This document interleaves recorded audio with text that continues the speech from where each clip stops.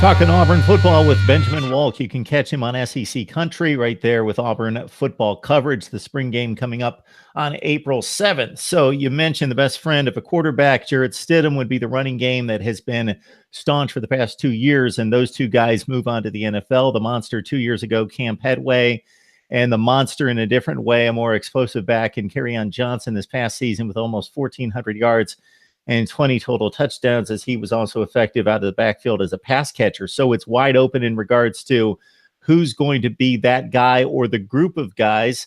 What are we hearing out of spring practice in regards to who's showing up?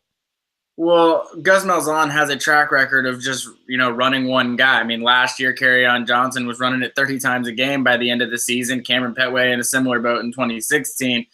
I think that if there were to be a year for Gus Malzahn to use a committee approach, this would be the year. Now, whether or not that happens, that's probably something that's a lot of times decided on game day, as Gus Malzahn and to an extent Chip Lindsey are deciding how much to work these backs. I think there's really three guys that are going to be included in that running back discussion this year. I mean, it's a wide open competition to 4 or 5 guys in the depth chart, but really I see Cam Martin, who got some touches last year, originally at Baylor from Texas.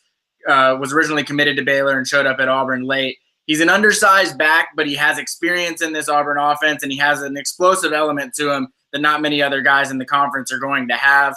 I just don't see him really being a 30-touch type of guy. So if Auburn plans to use him effectively in this offense, I would expect him to get maybe 10 or so touches a game, use him similarly to how Auburn used Ontario McCaleb back in the day.